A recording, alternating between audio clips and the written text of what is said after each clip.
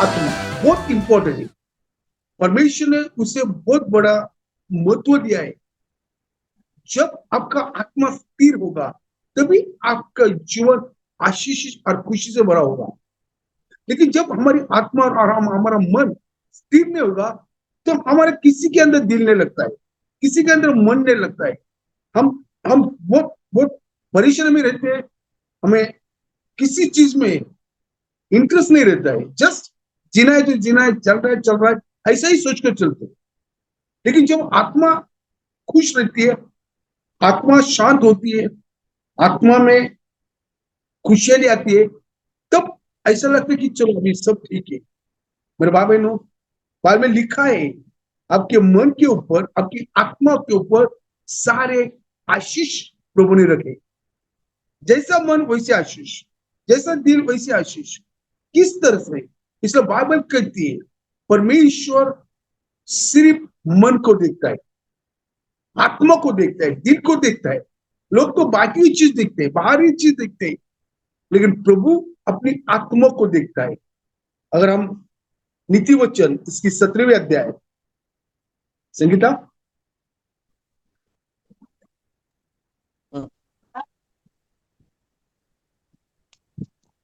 वही पास्टर। नीति वचन 17 और 3।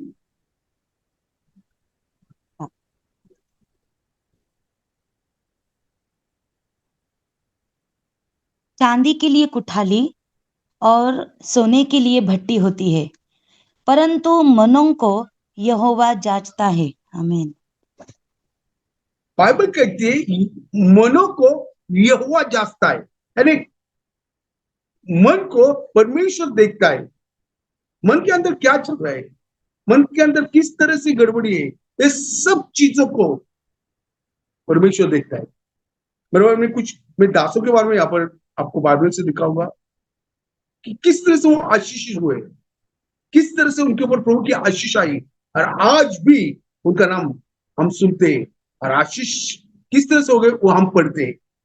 मेरे भाई बहनों, अगर हम निर्गम एक्सोडस चैप्टर 32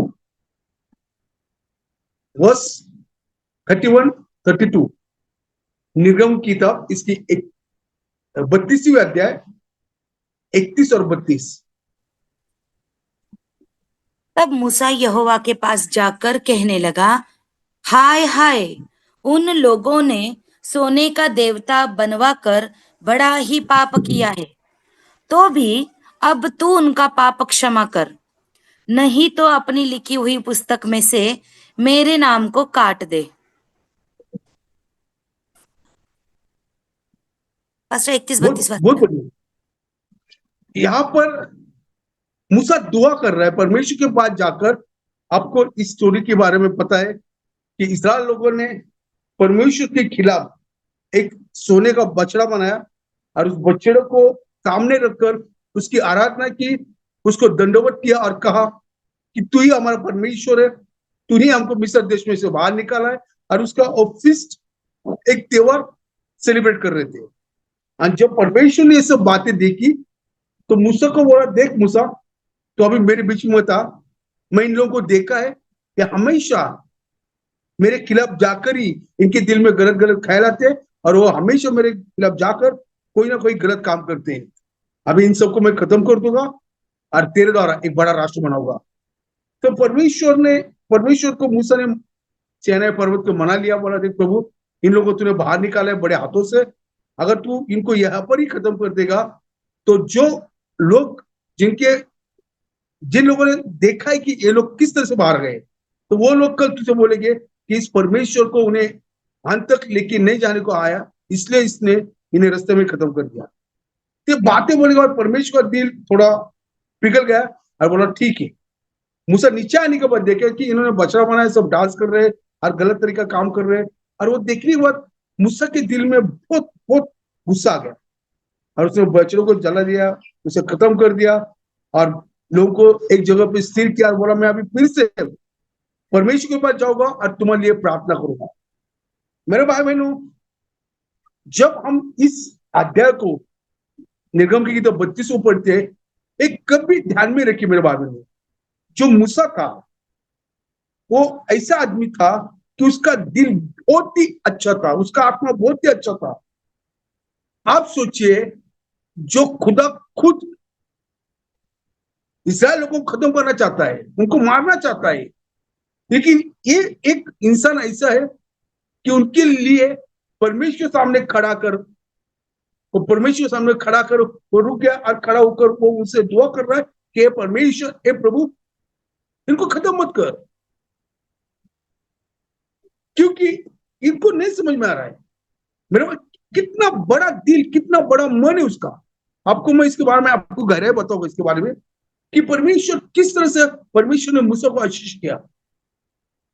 जब वो परमेश्वर फिर से गया तो वहां पर लिखा है, अरे इन्होंने बहुत गलत काम किया, इन्होंने बहुत बड़ा पाप किया, ये नहीं होना चाहिए था। कब वो परमेश्वर कहता है, देख मैं तुझसे विनती करता हूं, इनके पापों की तू क्षमा कर दे। अगर नहीं क्षमा करता है तो मेरा भी नाम जीवनी किताब में से हटा दे, कटा दे, बोल, मुझे भी जीवन की किताब में मत रख। मेरे भाई बहनों, जिन्होंने गलत किया है उनका पनिशमेंट परमेश्वर को दे रहा है। जिस इंसान ने कुछ गलत नहीं किया है वो खुदा के साथ बैठता है, खुदा उसके साथ है, खुदा उसकी बात सुनता है, खुदा उसके बातों को रिस्पेक्ट करता है, खुदा उसे सवेरे सवेरे अपने पास बुला के लेता है और बैठने को कहता है, उसे सब कानून, सब नियम, सब आने वाले दिनों में क्या करना है वो सब उसे दिखा रहा है। वो इंसान बोल रहा है कि मुझे तेरे जीवन की किताब में मत रख, अगर रखना है तो पहले तो इन्हें क्षमा कर दे। अगर तू चाहता है कि मैं तेरे साथ रहूं तो पहले तो इन्हें क्षमा कर दे। अगर तू चाहता है मैं आगे बढ़ू, मैं आशीष लू, तो पहले इन लोगों को क्षमा कर दे। वाह, क्या क्या दिल है, क्या मन है, क्या आत्मा है। अगर हमारे को किसी ने कुछ कहा और हमारे अंदर गुस्सा होगा तो हम दुआ करते हैं, परमेश्वर जल्दी से जल्दी इस आदमी को मेरे जीवन में से निकाल दे, इस इंसान को मेरे अंदर से बाहर निकाल दे। ये काफी तकलीफ दे रहा है, काफी परेशान कर रहा है, ये गलत लोग है। लेकिन यहाँ पर इस मूसा की कोई गलती नहीं है, वो तो दुआ करना है, परमेश्वर इसके ऊपर काफी खुश है, परमेश्वर का आशीष उसके ऊपर है, और वो परमेश्वर का चाहता एक दास है। और चाहता दास परमेश्वर की ओर प्रार्थना कर रहा है कि ए प्रभु तू इन्हें क्षमा कर दे। नहीं क्षमा करता है तो तू क्या कर, मेरा जो नाम तेरे जीवन की किताब में, उस नाम को कटा दे, हटा दे। मेरे भाइयों, परमेश्वर के ऐसे मन जो है वो देखने वाला परमेश्वर है, प्रभु देखने वाला जिंदा खुदा है। ऐसे मन के लोग उसे बहुत भाते। अगर आपको कोई तकलीफ हो रहा, बोलता प्रभु छोड़ दे इसे, उसे माफ कर, उसे कुछ मत कर, मेरे काफी उसने मेरा नुकसान किया, मेरी बुराई की, मुझे तकलीफ दी, छोड़ दे इसे, उसे पता नहीं क्या कर रहा है।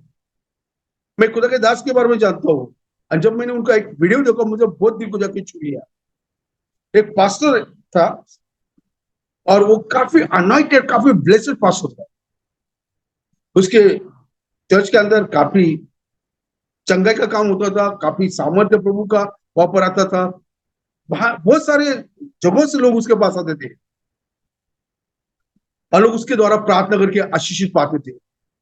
लेकिन एक पास्टर उसी एरिया में, उसी गांव में एक पास्टर था, वो बोलता था यार ये पास्टर बराबर नहीं है, ये तो आत्मा के द्वारा काम करता है, इसके अंदर प्रभु का सामर्थ्य नहीं है, ये तो जस्ट लोगों को ऐसे बनाकर आत्मा, कोई गंदी आत्मा के द्वारा लोगों को ऐसे ही दिखाता करता है।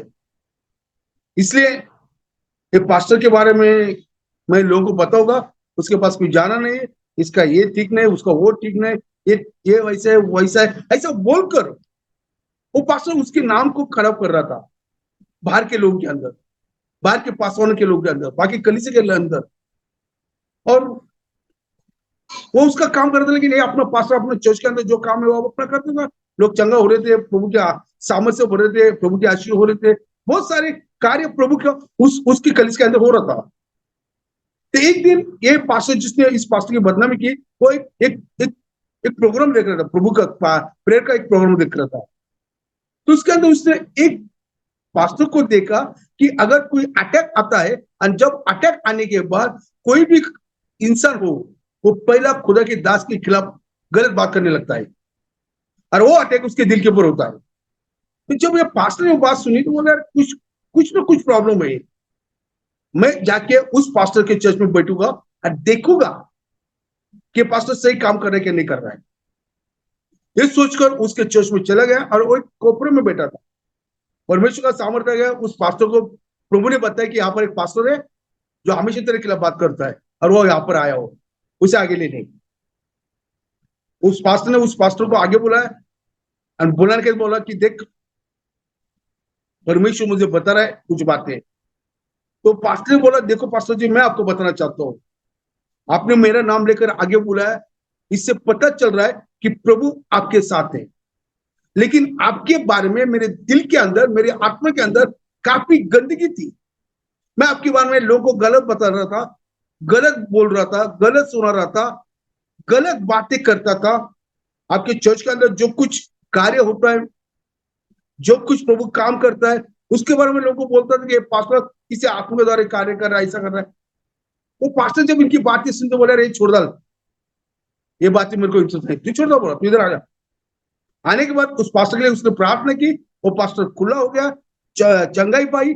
और वो पास्टर जो चंगा पाई, उस पास्टर ने कहा, जो चर्च का पास्टर था, उसने कहा कि आज मेरे चर्च के अंदर तू प्रीच करेगा, 10 मिनट तू चर्च के अंदर का प्रीचिंग तू करेगा और तू वचन बताएगा, और मैं बाजू में खड़ा होकर एक जगह पर बैठकर मैं तेरा वचन सुनूंगा। मेरे भाई ने क्या दिल है, जो पास्टर उसके नाम की बदनामी कर रहा है, जिसके नाम की खराबी कर रहा है, 4 लोगों को 4 कलीसिया में इसके बता रहा है, वो पास्टर उसे बोल रहा है तू मेरे चर्च के अंदर प्रीच करेगा। मेरे भाई बहनों, अगर आपको आशीषित होना है, आशीष से भरना है, प्रभु की नजर आपकी किसी चीज के ऊपर नहीं होती है। प्रभु की नजर आपकी आत्मा पर होती है, आपके मन के ऊपर होती है। आपका मन जितना अच्छा, आपका दिल जितना अच्छा, उतनी बड़ी आशीष आपके ऊपर, मेरे ऊपर होगी। क्योंकि प्रभु का कलाम ही कहता, मूसा के ऊपर आशीष क्यों थी? क्योंकि मूसा का दिल बहुत अच्छा था, बहुत बड़ा दिल का मूसा था। अपने नाम को कटाने को मूसा कह रहा है, क्योंकि परमेश्वर इस्राएल लोगों को, उन लोगों को पनिश करना चाहता था। लेकिन उसने उसने उन्हें पनिश करने नहीं दिया, नहीं बोला उन्हें माफ कर दे, उन्हें पता नहीं क्या कर रहे, उन्हें माफ, उन्हें उन्हें क्षमा कर दे, अगर नहीं करते तो मेरा नाम भी कटा दे। आपको पता है बाइबल कहती है, अगर आप व्यवस्था विवरण इसकी 34वीं अध्याय, Deuteronomy chapter 34 verse 7, संगीता वाचतेस का? हो पास्टर। संगीता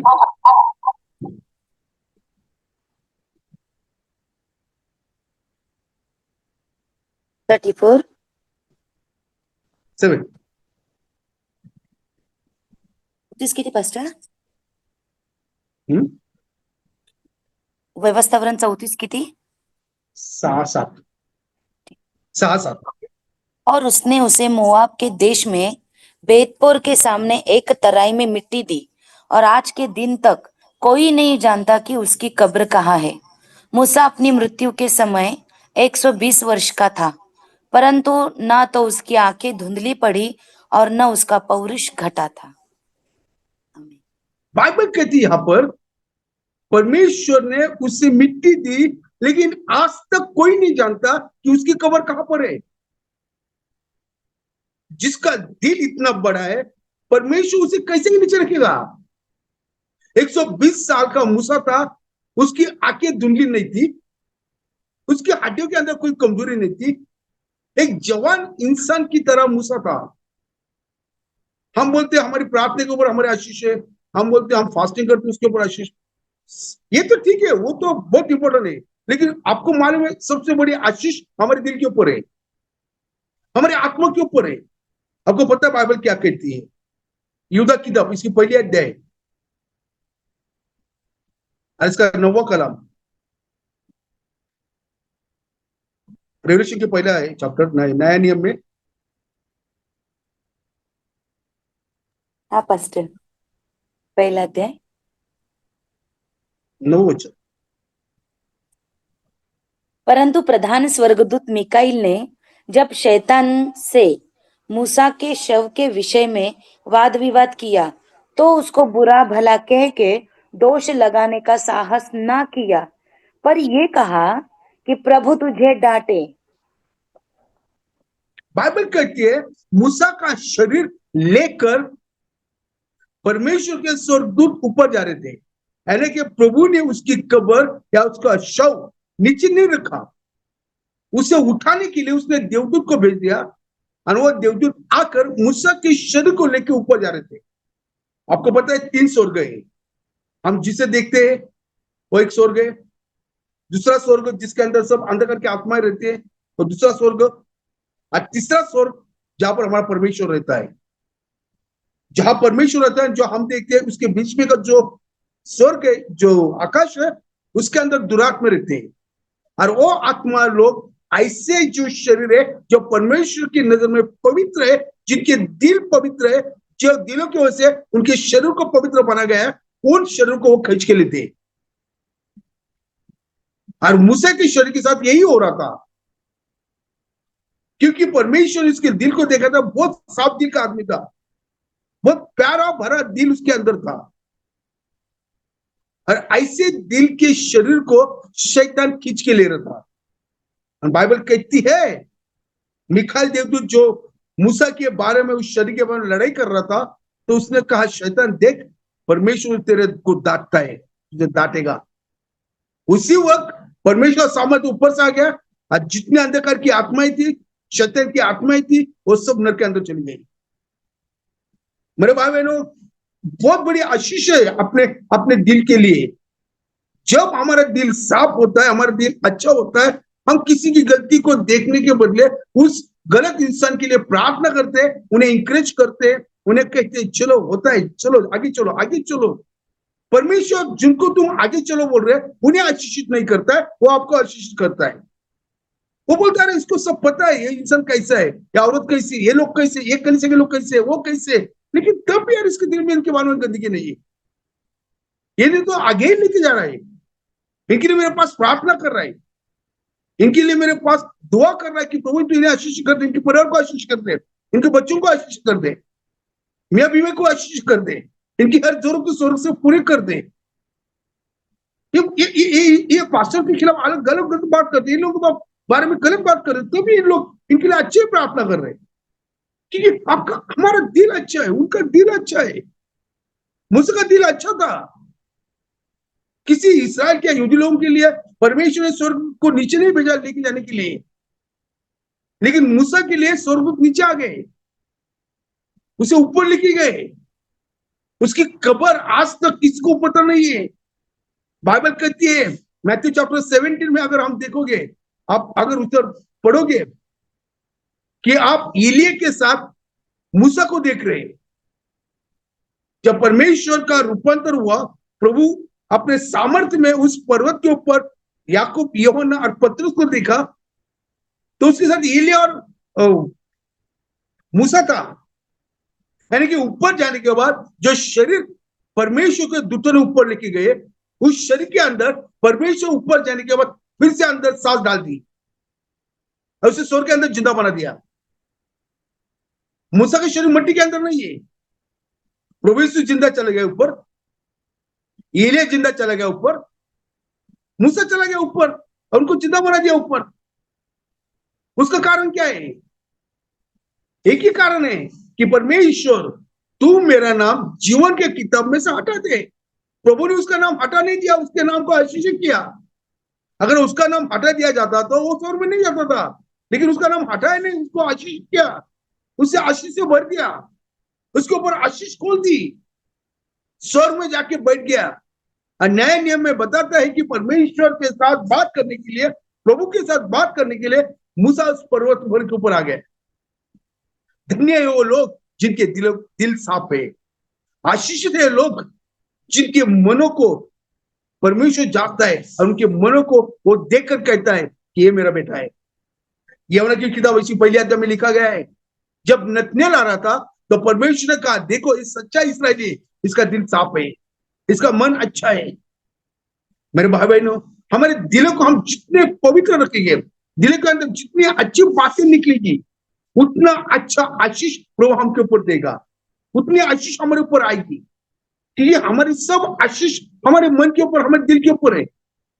मूसा का दिल अच्छा था, मूसा का मन अच्छा था, ये प्रभु ने देखा और परमेश्वर ने मूसा को आशीष किया, मूसा को आशीष से भर दिया।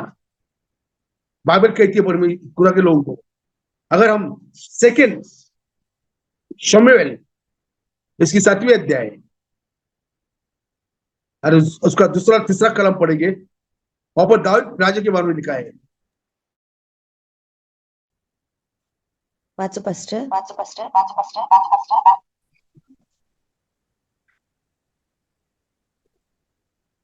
दूसरा शमूएल 7वां अध्याय 2 और 3। तब राजा नातान नामक भविष्यद्वक्ता से कहने लगा, देख, मैं तो देवदारू के बने हुए घर में रहता हूँ, परंतु परमेश्वर का संदूक तंबू में रहता है। नातान ने राजा से कहा, जो कुछ तेरे मन में हो उसे कर, क्योंकि यहोवा तेरे संग है। आमीन। आमीन। बाइबल आमीन। कहती है जब परमेश्वर ने दाऊद को सब चीजों से बाहर निकाला और उसकी उम्र 30 साल की थी, उस वक्त जब वो उसके राजगद्दे पर बैठने लगा तो उसने देखा कि यार मैं सब जगह से आशीष हुआ हूं, लेकिन आज भी परमेश्वर का संदूक घर के बाहर है। तो उसके दिल में आ गया कि मैं परमेश्वर के लिए एक घर बनाऊंगा और उसे भी रहने के लिए जगह बनाऊंगा। मेरे भाई बहनों, उसकी दिल की बात जो दिल में चल रहा है, उसके आत्मा में चल रहा है, ये सिर्फ परमेश्वर जान रहा था। और जैसा परमेश्वर की आत्मा ने नातान को बताई कि जा, उसके दिल में जो कुछ चल रहा है उसे कहे, जो तेरे दिल में है वो सब तू कर, कि परमेश्वर तेरे साथ है। मेरे भाई बहनों, परमेश्वर के लिए अच्छी बातें सोचना, परमेश्वर के कामों के लिए अच्छी बातें सोचना, ये बहुत बड़ा आशीष का कारण होता है। बहुत बार हम कलीसिया में देखते हैं, हम पास्टर है इसलिए दिल खुशी से कोई प्रभु का काम करने के लिए आगे नहीं आता है, उन्हें बताना पड़ता है, अरे बाबा ये काम कर, वो काम कर, ऐसा कर, वैसा कर। आपको पता है उसके अंदर आशीष नहीं है। लेकिन जब आप खुशी से दिल से प्रभु का काम करने के लिए, वो कोई भी काम हो करने के लिए जब आप आगे आते हो, तो परमेश्वर ऐसे लोगों को ऊपर से देखता है, क्योंकि ये दिल के अंदर प्रभु के बारे में प्यार रखा है, प्रभु के बारे में आपके दिल के अंदर मोहब्बत है, और प्रभु वो जानते हैं कि इसके दिल में मेरे बारे में, जिसके अंदर प्रभु के लिए मोहब्बत है वही परमेश्वर के लिए कुछ तो भी अच्छा करने की सोचता है, प्रभु के लिए कुछ तो भी अच्छा करने के लिए हमारे दिल में आता है। लेकिन जब इस दिल के अंदर प्रभु के लिए मोहब्बत ही नहीं है, सिर्फ आशीष चाहिए हमको प्रभु से, हर वक्त आशीष चाहिए, परिवार के लिए आशीष चाहिए, बच्चों के लिए आशीष चाहिए, मेरी बीवी के लिए, मेरे आदमी के लिए आशीष चाहिए, हमें बढ़ोतरी चाहिए, हम बढ़ना चाहिए, हमें आगे जाना चाहिए, हम सिर्फ यही सोचते रहते हैं। ऐसे ऐसे ऐसे ऐसे लोगों को प्रभु आशीष नहीं करता है। लेकिन जब आपके दिल में आता है कि अरे बस आज ये कलीसिया के लिए प्रभु का भवन है, इसलिए मुझे कुछ तो भी करना है, मैं चाहता हूं मैं कुछ तो भी करूं, मैं ये करूंगा, मैं वो करूंगा, ठीक है यार कि एक दीवार गिरी, उस दीवार को बांधने के लिए मैं आगे आऊंगा, और किसी को न बोलते हुए मेरे खुद के दिल से मैं कुछ लोगों को काम करने वालों को, लेबर लोगों को बुलाकर इस दीवार को बांध दूंगा। आपको पता है कि वो परमेश्वर का भवन है, वो प्रभु का घर है। मैं इस भाई के लिए, इस भाई के लिए कुछ करूंगा क्योंकि प्रभु ने इनको चुना है, इनके लिए मैं कुछ तो भी सहायता करने के लिए आगे आऊंगा। आपको पता नहीं है, ये आपकी दिल की बातें परमेश्वर सुनता है, और वो आपको आशीष देने के लिए उसका हाथ आगे बढ़ाता है, उससे तुम्हें आशीष करने के लिए वो आपके दासों के द्वारा, आपके लोगों के द्वारा या खाबों के द्वारा वो आपसे बात करेगा और आपको आशीष करने के लिए आगे आएगा।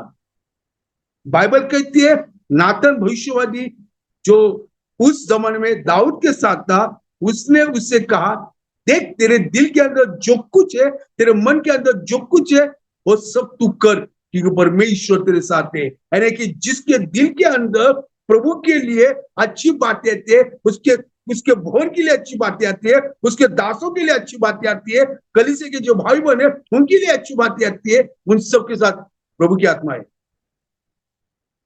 परमेश्वर की आत्मा है। बाइबल में लिखा है। मेरे भाई में आपको मालूम है इसका इसका परिणाम क्या हो गया? वचन में लिखा है, हम पढ़ेंगे इसको। मेरे पास ज्यादा वक्त नहीं, कोई तो भी निकाले। सेकंड शमूएल चैप्टर 7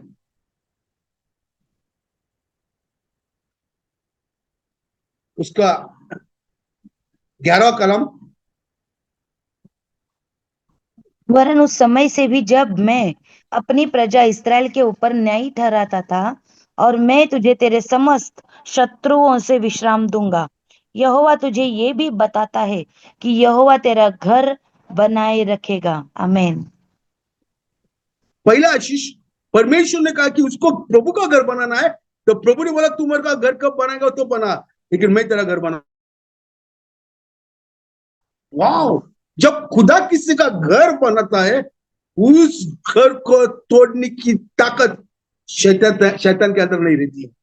इसलिए मैं मेरे कलीसिया के में अंदर हमेशा बोलता हूं, दुनिया कुछ भी कहे, इसराइल के खिलाफ सारी दुनिया इकट्ठा हुए, लेकिन इसराइल को कोई भी कुछ भी नहीं कर सकता है। इसराइल कल भी आशीषित था, इसराइल आज भी आशीषित है, और इसराइल हमेशा जब तक प्रभु यीशु मसीह इसराइल के अंदर नहीं आते और तब तक आशीषित ही रहेगा। आमीन। क्योंकि उसने दाऊद को वचन दिया है कि तू मेरा घर बांधने के दिल में लाया तो मैं तेरा घर बांधूंगा, मैं तेरा घर खड़ा करूंगा, और तेरा घर कोई भी खत्म नहीं करेगा, कोई भी ताकत तेरे घर को खत्म नहीं करेगी। आपको पता है बाइबल क्या कहती है? प्लीज पढ़िए भजन संहिता 135 और उसका 21वां कलाम।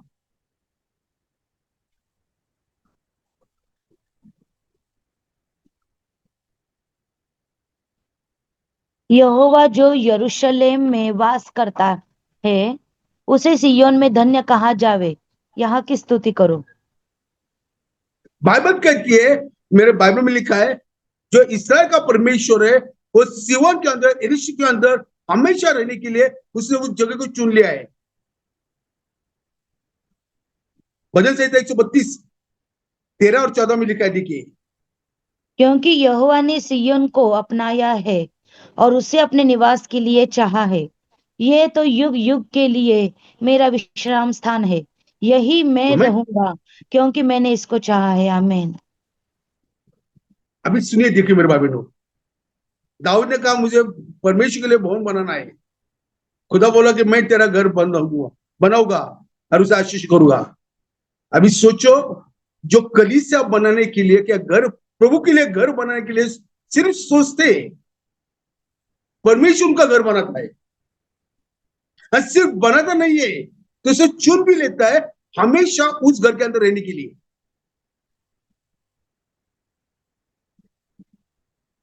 प्रभु ने दाऊद से बात की कि तेरा घर मैं बनाऊंगा, और सिर्फ बनाऊंगा नहीं तो उस घर के अंदर हमेशा के लिए युगानुयुग मैं वहां पर रहूंगा। आज उस घर के अंदर प्रभु की आत्मा है। इसराइल के अंदर, यरूशलेम के अंदर प्रभु की आत्मा रहती, वहां पर रहती है, क्योंकि उसने दाऊद को वचन दिया था। और बाइबल कहती है, गणना 29 और 19 में लिखा है, मेरा परमेश्वर इंसान नहीं है वो झूठ बात करे, मेरा खुदा इंसान नहीं वो गलत बात करे।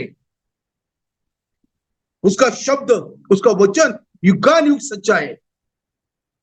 इसने सिर्फ घर बांधने की प्रभु से बात की। परमेश्वर बोला मैं तेरा घर बांधूंगा और मैं उसके अंदर रहूंगा। कब तक? युगानुयुग तक। वाह! क्योंकि उसके दिल में अच्छी बात थी, दाऊद के दिल के अंदर अच्छी बात थी। हमारे दिल क्या सोचता है? परमेश्वर घर के बारे में क्या सोचता है? परमेश्वर कलीसिया के बारे में क्या सोचता है? पास्टरों के बारे में क्या सोचता है? कलीसिया के लोगों के बारे में क्या सोचता है? हमारे दिल के अंदर क्या चलता है?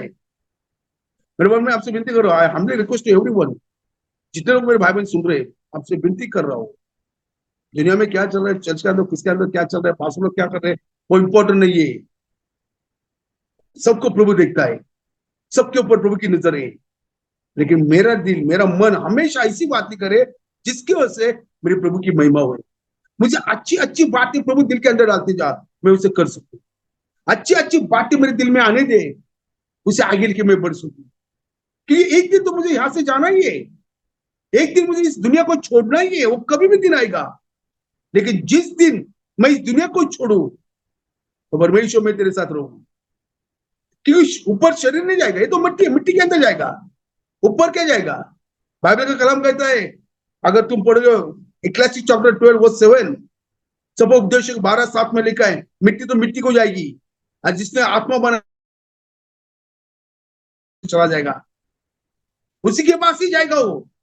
फिर उसके बाद जाने वो क्या करेगा, वो आत्मा से पूछेगा, जब तू शरीर के अंदर था तू क्या कर रहा था, तेरे दिल के अंदर क्या थे, कौन सी बातें तू सोचता था, मेरे भवन के बारे में तू क्या बात करता था, मेरे पासवान के बारे, मेरे नबी के लोगों के लिए तू क्या बात करता था, मेरे चुने लोगों के लिए क्या बात करता था, मेरे इस्राएल के बारे में तू क्या बात करता था, मेरे लोगों के लिए तू क्या बात करता था। मेरे बहनों, हमारा आत्मा हमारे अंदर, हाथ के अंदर है। हमें जिस तरह से उसे रखना चाहिए हम रख सकते हैं। हमारे आत्मा के ऊपर किसी का अधिकार नहीं, उस आत्मा के ऊपर सिर्फ हमारा अधिकार, क्योंकि प्रभु ने हमको दिया है वो। लेकिन हमारे साथ गलत होने के बाद, हमारे खिलाफ गलत बात करने के बाद, हमें किसी की कमजोरी मालूम है, इसके बाद हम क्या करते हैं, हमारे दिल में गलत गलत सोचते रहते हैं। ये गलत सोचना इतनी बड़ी मुसीबत बन जाता है कि हमें सही राह पर वो आने ही नहीं देता है। मूसा ने उन लोगों को गलत नहीं कहा, उन लोगों को आशीषित कहा, इसलिए प्रभु कहा अगर मैं आशीष हूं तो वो भी आशीषित है, अगर वो आशीषित नहीं है तो मैं भी आशीषित नहीं हूं, मेरा नाम खत्म कर दे। दाऊद ने कहा कि मैं राजवाड़ा में रह रहा हूं, एक पैलेस में रह रहा हूं, इतने बड़े भवन में रह रहा हूं, लेकिन मुझे अच्छा नहीं लग रहा है, मेरा दिल खुश नहीं है। अगर मेरा प्रभु घर के अंदर नहीं रहता है तो मुझे भी इस महल के अंदर रहने का कोई अधिकार नहीं, मुझे भी पहले उसे घर बनाना है, उसका घर बनाना है। क्या क्या दिल है, क्या आत्मा इन लोगों का। हम कितनी बार पढ़ते हैं इन लोगों के बारे में, लेकिन इनकी गहराई के बारे में हम नहीं सोचते। क्या गहराई इनके अंदर। परमेश्वर कह रहा है दाऊद को, मैं तेरा घर बनाऊंगा, और नहीं बनाऊंगा, सिर्फ बनाऊंगा नहीं तो वहां पर रहूंगा। और आपको पता है, आप जानते हो, प्रभु यीशु मसीह दाऊद के घराने से आ गया, उसके घर के अंदर ही परमेश्वर रह रहा था, और उसके घर के अंदर से ही उसने फिर से जन्म लिया। और जब आएगा तो उसके ही घर के अंदर आएगा, वो यरूशलेम के अंदर ही आएगा वो, ऐसा लिखा गया है। दाऊद ने इतनी बड़ी आशीष कैसे ली, कैसे कैसे उसे मिली, क्या किया उसने, कौन सा काम किया उसने। सिर्फ दिल के अंदर, मन के अंदर सोचा कि मैं प्रभु का घर बनाऊंगा। बाइबल क्या कहती है, देखिए मेरे बाइबल हो, अगर हम 12 वचन पढ़ेंगे उसके अंदर, 2 शमूएल चैप्टर 7 वर्स 12, सही तो वास्तव कर। हाँ पास्टर। जब तेरी आयु पूरी हो जाएगी और तू अपने पुरखाओं के संग सो जाएगा, तब मैं तेरे निज वंश को तेरे पीछे खड़ा करके उसके राज्य को स्थिर करूंगा। आमीन। सेकंड आशीष, जब तेरी आयु खत्म हो जाएगी, पूरा तू जब जीवन जिएगा, उसके बाद में मैं तेरे बेटे को तेरे जगह पे खड़ा करूंगा। वाह, यानी कि दावीद का घर कभी भी खाली नहीं होगा। दावीद को प्रभु ने खड़ा किया, दाऊद के बाद में उसके बेटे को खड़ा करेगा, और उस बेटे के साथ उस घर के अंदर वो रहेगा। हम तो आप सोचते रहते हैं, यार मेरे बाद में मेरा कलीसिया क्या होगा, मेरे घर का क्या होगा। जब आपके दिल में अच्छी बातें आती है, कलीसिया के बारे में, लोगों के बारे में अच्छी बातें आती है, आप लोगों के बारे में अच्छा दिल में सोचते हो, आपके घर के अंदर आपके बच्चों के साथ परमेश्वर हमेशा खड़ा रहेगा। हमेशा आपके बच्चों लोगों के साथ, आपके आने वाले जनरेशन के साथ प्रभु का आत्मा खड़ा रहेगा, और आपके जनरेशन को, आपके लोगों को परमेश्वर आशीषित करेगा। क्योंकि दाऊद का परमेश्वर आज भी जिंदा है।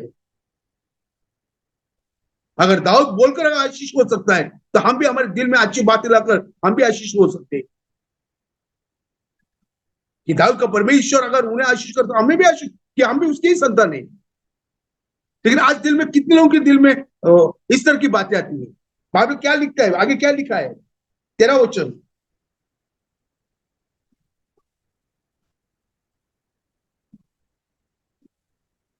2 Samuel chapter 7 verse 13.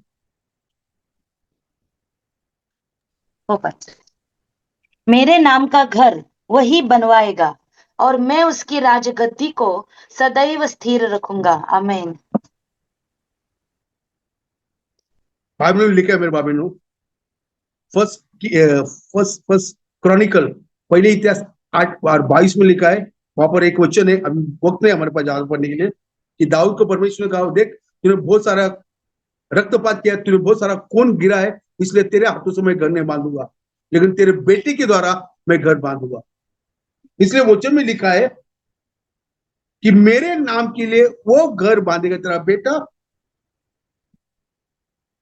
और उसका राजासन हमेशा के लिए मैं स्थापित करूंगा। युगान युग के लिए उसका राजासन स्थापित किया जाएगा। उसका राज्य का अंत कभी नहीं होगा, उसके घराने का अंत कभी नहीं होगा, उसे कोई भी उसके घर को खत्म नहीं करेगा। इसलिए खुशियां मनाओ मेरे भाई बहनों, इसराइल कभी भी हार नहीं सकता है। अभी तक इसराइल के ऊपर जितने अटैक हुए, जिन्होंने किए, वो घुटनों पर आ गए, लेकिन इसराइल कभी भी घुटनों पर नहीं आया, क्योंकि परमेश्वर जानता है उसने दाऊद को क्या वादा किया है। वो जानता है, उसने परमेश्वर जानता है कि दाऊद से उसने कौन सी वाचा बांधी है।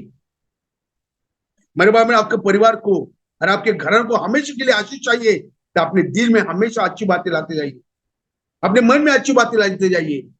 परमेश्वर को इतनी आपकी दिल की बातें भाने चाहिए कि उसने एक करार करना चाहिए आपके परिवार के साथ, आप लोगों के साथ, आपके बच्चों के साथ। अगर तुम रहे न रहे, लेकिन मैं तुम्हारे बच्चों को संभालूंगा, मैं तुम्हारे बच्चों की देखभाल करूंगा, मैं तुम्हारे परिवार को आशीषित करूंगा। मेरे भाई बहनों, इससे बड़ी आशीष इस संसार में जिसमें कोई भी नहीं है, कि हमारे बाद भी हमारे बच्चों को उनके घरों को वो स्थापित करेगा, उन्हें आशीषित करेगा। वाह, बाइबल क्या कहती है, आगे क्या लिखा है, 14 वचन। मैं उसका पिता ठहरूंगा और वह मेरा आमीन। पुत्र ठहरेगा। आमीन। यस, यदि वह अधर्म करे तो मैं उसे मनुष्यों के योग्य दंड से और आदमियों के योग्य मार से ताड़ना दूंगा। बाइबल कहती है मैं उसका पिता ठहरूंगा और वो मेरा बेटा बनेगा। दाऊद ने कहा, क्या कहा है, सिर्फ मुझे उसका घर बनाना है, यही कहा ना। कितनी आशीष आ रही है, कितना आशीष से प्रभु भर रहा है। और वो भी किसी एकांत में बैठकर प्रार्थना नहीं कर रहा है, चर्च के अंदर बैठकर प्रार्थना नहीं कर रहा है, वो दिल में सोच रहा है। उसके दिल कहीं तो भी खा रहा है, उसके दिल का कहीं तो भी चोट लगी है कि मैं राजमहल में रहने वाला हूं और मेरा मेरा परमेश्वर का संदूक घर से बाहर है। उसे दिल खुश नहीं है। हमारे कितने लोगों का दिल प्रभु के कामों के लिए रोता है। आज कितने लोग ऐसे जिनके पास प्रभु की महिमा करने के लिए जगह नहीं। हमारे बात हमको कुछ नहीं लगता है, चलता है, होता है। इसराइल का परमेश्वर, दाऊद का परमेश्वर, अब्राहम का परमेश्वर, इसहाक का परमेश्वर, याकूब का परमेश्वर, यूसुफ का परमेश्वर, पतरस का परमेश्वर, यूहन्ना का परमेश्वर, पौलुस का परमेश्वर, तुम्हारा हमारा परमेश्वर आज भी जिंदा है, आज भी जिंदा है। तो आज भी दिलों को ही देखता है। क्या क्या अभी वचन दिया उसने उसे कि तेरे बाद मैं उसका बाप बनूंगा और वो मेरा बेटा होगा। उसने कोई भी अधर्म किया तो इंसान की जैसा उसे मैं ताड़ना दूंगा और उसे शिक्षा करूंगा, लेकिन उसे छोड़ूंगा नहीं, उससे दूर नहीं जाऊंगा। अगर आप 2 शमूएल की 12वें अध्याय, 2 किंग चैप्टर 12 बाद में पढ़ी, मेरे पास वक्त नहीं अभी, वहां पर परमेश्वर यरोबाम को कह रहा है कि मैंने दाऊद को वचन दिया था कि मैं इसराइल का घराना, इसराइल का दाऊद का घर खत्म नहीं करूंगा, उसका पूरा राज्य नहीं लूंगा, तो मैं उसके लिए, दाऊद के लिए एक घराना उसके लिए रखूंगा। जब शलोम राजा ने मूर्ति पूजा की, जब 2 भाग हो गए, यहूदी भाग और इस्राएल भाग, यहूदा के 10 गोत्र अलग हो गए, इसराइल के 2 गोत्र अलग हो गए, बाइबल कहती है। लेकिन परमेश्वर ने इतना करने के बाद भी सब निकाल के नहीं लिया, कि उसने दाऊद को वचन दिया था कि मैं उसका बाप बनूंगा, वो मेरा बेटा होगा। उसने अगर कोई भी गलत काम किया तब भी उसे मनुष्य के जैसा मैं उसे शिक्षा करूंगा, लेकिन उसका सब कुछ नहीं लूंगा। मेरे भाई बहनों, अपने दिल को कितना इंपॉर्टेंस होने, अपने मन को कितने इंपॉर्टेंस होने, आपके दिल के अंदर कितनी अच्छी बातें आनी चाहिए, ये कितना महत्वपूर्ण प्रभु यहाँ पर बता रहा है। हम हर वक्त गलत गलत गलत ही सोचते रहते हैं, हमारे दिल के अंदर हर वक्त गलत ही बातें चलती है। दाऊद की तरह हम भी सोचना चाहिए, मूसा की तरह हम भी सोचना चाहिए, हमारे दिल के अंदर अच्छी बातें आनी चाहिए। अरे दुनिया का करने तो उनको, वो उनका काम है, हम उनके अंदर नहीं जाने। हमारे दिल में हमको साफ रखना है, हमारे मन को साफ रखना है। देखिए परमेश्वर कितनी आशीष मिलती है, आपका परिवार कितना आशीष होता है, आपकी कलीसिया कितनी आशीष होती है, आपके कलीसिया के लोग कितने आशीष है, आपके परिवार के लोग कितने आशीष होते हैं। ये परमेश्वर उन्हें आशीष करने वाला जिंदा खुदा है। क्या लिखा आगे, अगर हम 15 पढ़ेंगे, सेकंड शिमोन 7:15, संगीता। परंतु, हाँ पास्टर, परंतु मेरी करुणा उस पर से ऐसे ना हटेगी जैसे मैंने शाऊल पर से हटा ली थी और उसको तेरे आगे से दूर किया था। थोड़ा वरन तेरा घराना और तेरा राज्य मेरे सामने सदा अटल बना रहेगा, तेरी गद्दी सदैव बनी रहेगी। वाह, आमीन। जैसे मैं शाऊल के घराने से मेरी करुणा निकाल ली, वैसे मैं नहीं करूंगा। तेरा घराना और तेरा राज्य हमेशा के लिए मैं स्थापित करूंगा, और तेरा राजासन हमेशा के लिए स्थापित किया जाएगा। वाह, दिल हमेशा साफ रखिए, मन में अच्छी बातें आने दीजिए। आपके खिलाफ कोई भी कितना ही बड़ा गुनाह करे, उसके बारे में तिनका भर भी गुस्सा मत रखिए। उसका बुरा होए ऐसे दिल में प्रार्थना भी नहीं, ऐसा बात भी नहीं आनी चाहिए। अगर आप प्रभु के नजर में आशीष होना चाहते हो, आशीष होने का कारण सबसे बड़ा वो है मन, दिल और आत्मा। जितना दिल आपका साफ है, जिसका मन अपना अच्छा है, उतनी बड़ी आशीष वो आपके ऊपर खोल देगा। आपको पता भी नहीं चलेगा कि आपने अपने घराने के लिए कितनी बड़ी आशीष अचीव की है, संपादन की है। और जब आप प्रभु से फिर इस दुनिया में आओगे, तब आपको खुशी होगी कि मेरा घराना प्रभु ने स्थापित किया है। परमेश्वर आपको इन वचनों के द्वारा आशीष करे और प्रभु आपको समझ दे, कि परमेश्वर आपको इसके द्वारा आशीष करे और प्रभु आपको समझ दे। Shalom and thank you for watching this video. If you were blessed, then please click on like and please do subscribe to our channel. And if you would like to watch a few more of our teachings, then you may please click on these links over here, over here, over here, over here. And please do contact us. We would love to hear from you. You can contact us from the numbers that are mentioned on your screen. Thank you. Shalom. May God bless you.